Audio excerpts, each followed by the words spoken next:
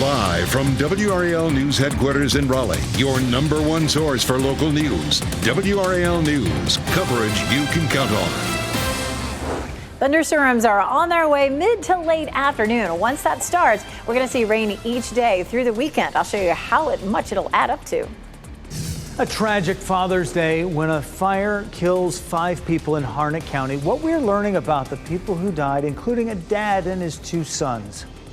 And today's a paid day off for more people than ever before. The closures and events to commemorate the newest federal holiday, Juneteenth. A lot of people celebrating that yesterday, recognizing that holiday. A lot of people have off today, which is nice, but we're here to get your Monday started. I'm Michelle McConaughey. And I'm Jeff Hogan. And we get started this first week of summer. You know, true summer starts on Wednesday. Yeah. But wow, we are in for some changes. Elizabeth Gardner in the WRAL Severe Weather Center leading us off. Yeah, partly cloudy to mostly cloudy skies across the area right now. Definitely more clouds than sun as we take a live look over downtown Raleigh right now. 72 is our temperature and our dew point's up at 70. That is a very, very summer-like couple of numbers, if you will. Here's another summer-like look. We do have some scattered storms that are down here along the Gulf Coast, some severe thunderstorm warnings, some tornado warnings overnight as well. This system will roll through here, bring us some scattered thunderstorms, not likely to be severe, starting mid to late afternoon. And then this low is just going to park itself here and continue to push moisture into our area all week long. We're looking at mostly to partly cloudy skies across our area between now and lunchtime. We'll see a good flow coming out of the south, so it's going to be warm. Before the storms start, we'll hit 90 degrees. But by 3 o'clock, we're seeing storms in the western part of the viewing area, a fairly wet evening commute with a chance of some scattered storms. After that, it just changes over to rain, and we'll see rain on and off all the way through the weekend. Right now, it's a warm start. It's 70 in Fayetteville, 73 in Southern Pines, 68 in Rocky Mount, Wilson, and South Hill. Your Juneteenth planner, it's going to be a hot one. By the time we get to the middle of the day, looking at 90 degrees, it'll be sticky as well. So really feeling like summer today. But of course, we'll wrap up with those thunderstorms. We'll go over which day looks the wettest this week. Coming up, Brian. Just about 6:02 right now, and I just checked with Raleigh 911. We're looking good around Wake County, and also our partners at Waze tell us that in Durham and Orange County, we're not picking up any crashes at this point. Major routes are also pretty clear as we take a live look at 64 at Lizard Lick Road in Wendell. Headlights are westbound, and right now from Zebulon to Nightdale, we're not picking up any delays on 64. Investigators are trying to figure out what caused a fire that killed 5 people, including a father and his sons, on Father's Day. Sky 5 flew over what's left of the home in Harnett County. Just pieces of metal and charred appliances. Firefighters say Michael and Tammy Braymeyer, along with Daniel Garner and his 2 sons, died in that fire. Garner was a family friend who was staying with the Braymeyers. His sons were both under age 18. A man is in the hospital after being stabbed at an apartment complex in Cary. Officers spent hours at the Ashton Woods Apartments trying to figure out how this happened. They say a man was stabbed several times at an apartment and then made it down the street to a parking lot. First responders took him to a hospital from there. We've made calls to see how he's doing this morning, and we're working to find out what led up to the stabbing and if police know who did it. New this morning, a Wake County assistant principal is suing the leader of North Carolina's House over accusations of an affair. Scott Lassiter filed the suit against House Speaker Tim Moore. Lassiter ran for the state house last year and serves on the Wake County Soil and Water Conservation Board. He accuses Moore of having an affair with his wife for more than 3 years.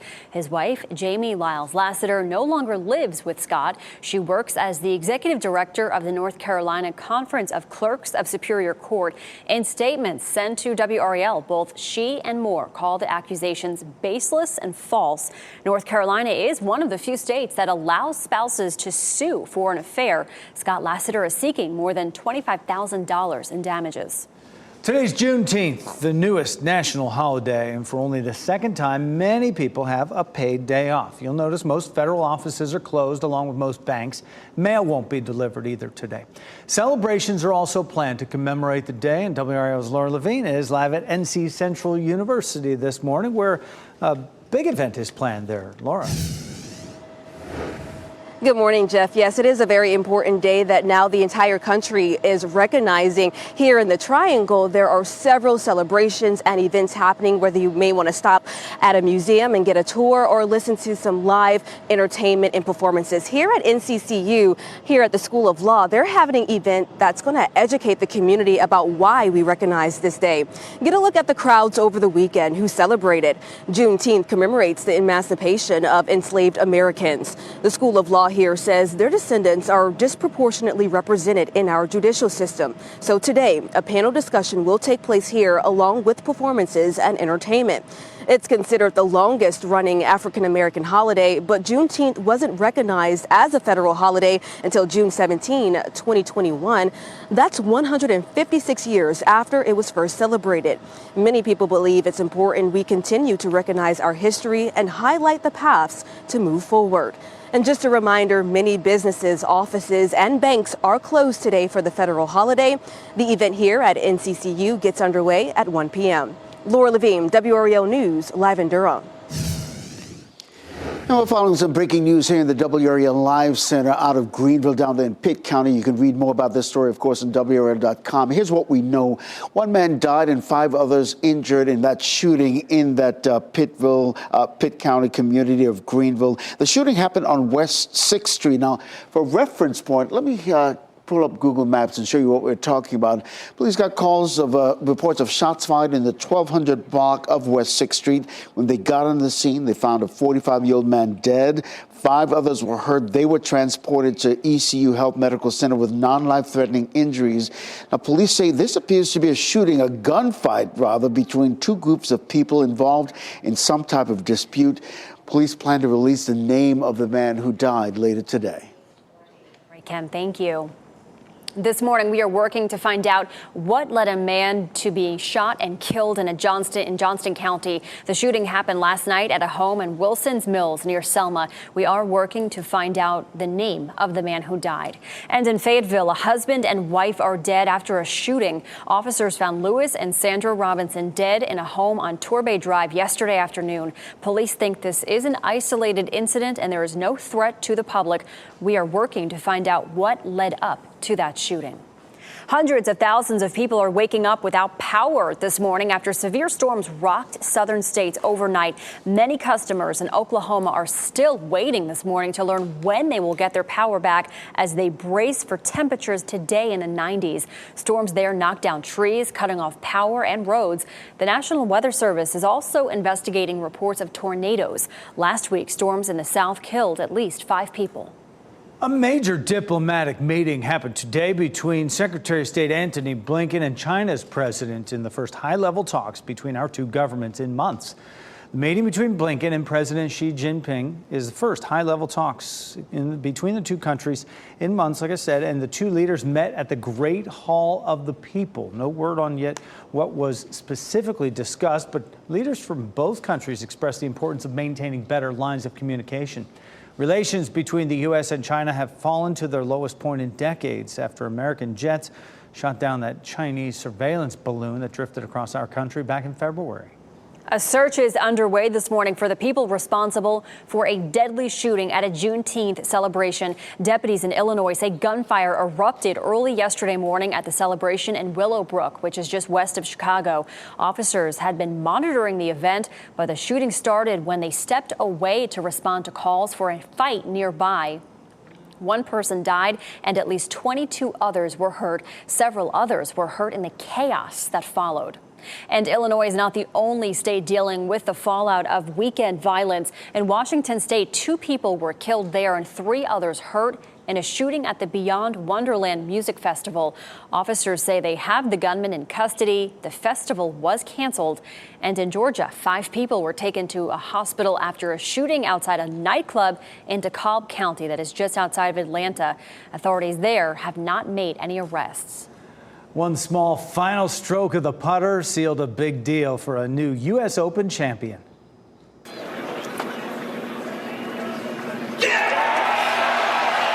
That was it. The moment Wyndham Clark claimed his first major title. The 29-year-old held off 4-time major champion Rory McIlroy. And Clark had never made the cut for the U.S. Open before. and after the tournament, dedicated it to his mother, who died of breast cancer 10 years ago. All I really wish is that my mom could be here and I could just hug her and we could celebrate together. But I know she's proud of me. Oh, yeah, and with that win, he gets the U.S. Open trophy right there. Oh, and $3.6 million out of that record-high $20 million purse. And now our attention turns to next year's U.S. Open, which will be Pinehurst Resort and Country Club Pinehurst #2. Right in our backyard. Yeah. That's really exciting. Well, a tribute to Black fatherhood, the new mural in Raleigh, and the painter who hopes to spread a message of positivity to the community. And a 17-year-old says he's grateful to be alive after getting stuck in a rip current on the North Carolina coast. Coming up at 6:30, what happened after someone on shore noticed he was struggling in the water. Today's going to be a hot, very summer feeling day with a high of 90 degrees. We'll end today with some scattered thunderstorms, and then we'll have rain every day through the weekend. I'll show you how much will total up by the end of the week. As you get into your car, tune to WRAL News Plus on your radio. In Raleigh on 99.3 FM. In Durham, 96.5 FM. And everywhere on 101.5 HD3.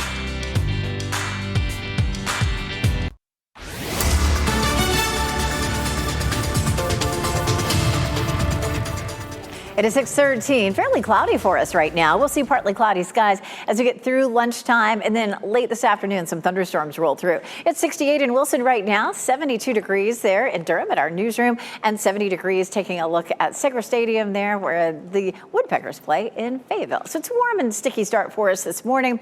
You'll notice again a good bit of cloud cover as you're heading out, but we're not likely to see rain until much later today.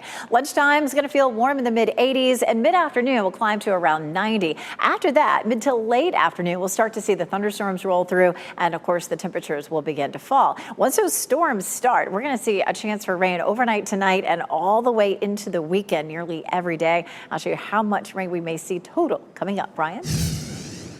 Elizabeth, it is just about 6:14 now. We'll take a live look at the Beltline at Glenwood Avenue. Traffic is building out there, but we're looking fine in both directions. That westbound traffic is heading away from us, and right now sensors are not indicating any delays from I-87 all the way around toward Wade Avenue. No crashes showing up anywhere in Wake County at the moment. All your major approaches into Raleigh are clear. 401 out of Fuquay is looking good, and 401 out of Rollsville heading down toward 540 also clear at the moment.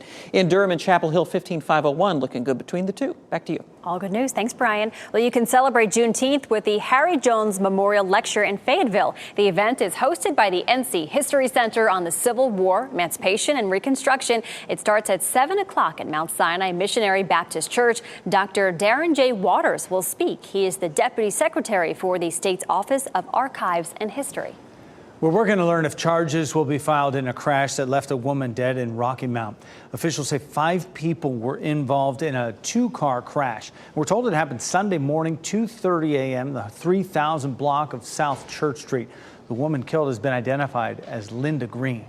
Also this morning, firefighters say they've contained 10% now of a wildfire burning in the eastern part of our state. This is video of that fire in Brunswick County. The NC Forest Service says it has burned 16,000 acres so far. Dozens of firefighting crews are in the area working to put it out. No one is injured, no buildings are damaged. The smoke has created foggy conditions in that area, especially on Highway 211 and Highway 17. The Brunswick area in that Brunswick County is also under a code red air quality alert because of this. The Wilmington area is under a code orange. A Pennsylvania state trooper is dead and another is in critical condition at the hospital after a chase and shootout. Flags are flying at half-staff across the state in honor of Jack Rogau Jr. This all started after a man fired shots into patrol cars at the Pennsylvania State Police Station. That's in Lewistown. It's the center of the state. Troopers say the gunman took off, then ambushed and killed Rogau a short time later. Officers then chased the gunman through several neighborhoods before killing him in a shootout. Our hearts and prayers are with these brave troopers and their families. Investigators are still trying to piece together a motive for this attack. Today, black farmers across our area can ask questions directly to the world's largest chemical company. BASF is hosting a Juneteenth celebration and panel discussion. They'll be talking about what it means to be a black grower today and the role companies like BASF can play moving forward. Today's event begins at 11 at the Center for Sustainable Agriculture in Durham. Well, look at this huge mural that's going up in Raleigh. This is outside the Irregardless Cafe on West Morgan Street, and it's a tribute to Black fatherhood. It depicts a photo of rapper Busta Rhymes gently kissing his son Trillion as he drops him off at college. Local artist Derek Holter spent day in and day out on this, even with some sleepless nights. The owner and property manager of Irregardless, they were determined to make this happen. All my work focuses around this positive imagery, specifically of Black people, pictures of joy, depictions of family and love. And I think for me, this picture was the epitome of that. But I'm glad that we finally got to the point where timeline-wise, this has come together, because I feel like the world needs this right now. We need this right now. I need this right now. Wow, she did a beautiful job. She says she wants the mural to be a safe space and to inspire people to show up for one another. So talented. Another one of those downtown photo ops for folks visiting. It's great stuff. Elizabeth Gardner's in the WRAL Severe Weather Center with another set of looks with that sunrise coming on the way. Yeah, sun's coming up through some clouds here in Goldsboro. We do have some thin cloud cover across our area right now. It'll be mostly to partly cloudy through the morning, and it's warm and sticky. This is, of course, a look at Goldsboro. Here's Apex. Live look at Chapel Hill, courtesy of Top of the Hill Restaurant, and then our Durham newsroom there at the DBAT. Here's the big picture. We have a low pressure system with a warm front and a cold front swinging through the southeast right now. It has produced a good bit of severe weather down to the south, tornado warnings and severe thunderstorm warnings. Those severe thunderstorm warnings are ongoing down here across parts of Alabama right now. So all this pushes eastward. We'll see some late day thunderstorms, and then the low pressure system is just going to park itself here and really not move anywhere. So it creates a very wet pattern for us as this low just sits here. It's going to transport a lot of moisture from the Gulf and off the Atlantic, with some heavy rain possible and some localized flooding potential as well. Let's take a look at the timeline for this. So we're going to kick things off this morning right now with variably cloudy skies. We may see a few peaks of sunshine into the afternoon. It's going to be a hot day. 2 or 3 o'clock in the afternoon, it'll be 90 degrees. About 2 or 3 o'clock in the afternoon, though, we'll begin to see some of the rain moving eastward. It looks like a wet commute for us at 5 o'clock from Roxborough to Raleigh to Fayetteville. We're looking at that line of thunderstorms, and then it begins to weaken and fizzle out, but the rain sticks around. It just will shift from thunderstorms to some scattered showers. And we're not likely to have any more storms this week, but we will have waves of rain that move through. This is a look at lunchtime on Tuesday, and you can see these waves continuing. It'll be cloudy, it'll be cool and wet. Wednesday potentially looks like the wettest day of all, but each day all the way through the weekend will bring us a chance of rain. Here's that low just spinning around, and like a pinwheel, it will spin moisture up across our area. You can see Wednesday at 5 o'clock. This is Thursday. We continue into Friday and Saturday.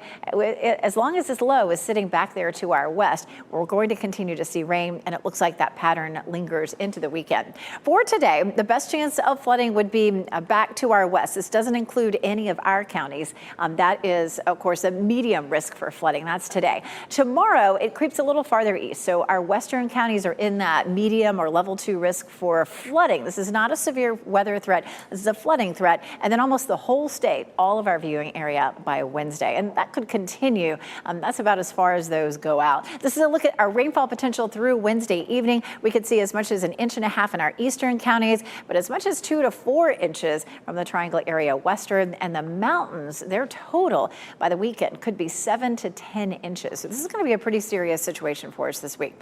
90 today, but then we're in the 70s on Tuesday and Wednesday. Wednesday's the first day of summer, just 74 degrees. And then our chances for rain begin to taper off over the weekend, but continue to at least be here for at least some part of the day, and highs are climbing back into the mid 80s. So, Brian, we needed the rain, but hey, you don't want to get too much of it. That's what we're looking at this week. Yeah, at least don't have to water the plants every day right. now.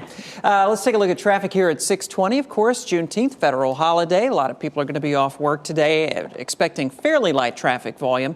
Right now, we're not seeing any problems showing up anywhere around the Triangle. All clear through Wake County. Major approaches into Raleigh are looking good. And if you're heading into Durham right now, taking a look at those live sensor readings, about a 1-minute slowdown on westbound 98 coming in from Highway 50 in northern Wake County out toward 885. And out of Chapel Hill, 40 eastbound, all clear all the way out toward the 885 interchange. All right, thank you, Brian. An emotional day at a Goldsboro church. Reverend William Barber gives his final sermon after 30 years with the congregation. Plus, hundreds of thousands of people who don't have power right now after storms ripped through the southern U.S. The damage in the hardest hit area is Oklahoma. And as we head to break, here are your winning lottery numbers. Good luck.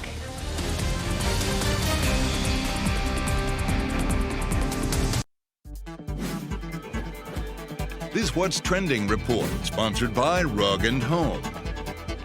Well, Father's Day was yesterday, maybe over, but a trend linked to the big day is still growing online this morning. Yeah, Brian Schrader here now with What's Trending for us on a Monday morning. Hey, Brian. This year for Father's Day, a lot of people spent time posting their best dad jokes online, including the Carolina Panthers. Where do baby cats learn to swim? The kiddie pool? That's some good material there. Players read and shared their favorite jokes in this viral Twitter post. Yeah, I may be accused now and again of some Of bad a dad. dad I got a joke. whole bunch of pizza jokes, but they're too cheesy to tell Yeah, he on does. TV. And Yes. I was going to tell my elevator jokes because they work on so many different levels, you know? But He's got 'em all. I settled on why can you not trust an atom? Oh, Because why? they make up everything. That was a good one, Jeff Hogan. That's a good one. Yeah. This is what I get all the time. Oh, my goodness. And he has reproduced. Oh, yes. They're just going to keep going. On and on we'll go. Speaking of fathers, Blink-182 drummer Travis Barker is getting ready to become one. Barker's wife, Kourtney Kardashian, shared these pictures on Instagram of her baby bump. She shared the pregnancy for the first time by holding up a sign at the Blink-182 concert on Friday. It was really cute. If you saw the post, this is it here. She held up, "Travis, I'm pregnant." And once he noticed it, he got up from behind the drums and went over and hugged her. It's so special because leading up to their wedding, they actually went through IVF. It wasn't successful. So now to see her pregnant and to actually have the baby, it's amazing. I love it. And that's how he found out the first time? That's how he found out. Whoa. He was on the drumming set and Stop she the held show. up the sign. I know. Seriously. And it did. It stopped the show. that And he is went down great. into the crowd and gave her a big hug. So super happy for Kourtney and Travis. That's great. Brian, thank you. We got a couple of local students have a shot at helping run Sunmade, and they need your help. Gabriella from Fayetteville and Robbie from Fuquay-Varina are two of the 15 finalists competing for a spot on Sunmade's Board of Imagination. Whoever is selected will help the company make brand and product decisions and get $1,000, thousands of dollars, as well as a year's worth of snacks for their schools. You can vote for one of them online through this Friday at 5 p.m. and we've posted a link for that on WRAL.com. Good luck to both of them. Pope Francis celebrated his first public mass since being released from the hospital. He is still not working a full schedule. Doctors say they want the Pope to take things slow as he continues his recovery. They are asking him to rest before upcoming trips to Portugal and Mongolia. Pope Francis underwent a successful hernia surgery earlier this month. It's a dry morning commute, but it's likely to be a wet evening commute for most of us. I'll walk you through the timeline for the rain on Futurecast coming up. And many people are celebrating and recognizing Juneteenth today. Just ahead, I'll explain how North Carolina Central University is working to educate the community. And taking a live look at our nation's capital this morning, the major diplomatic meeting that happened to ease tensions with China.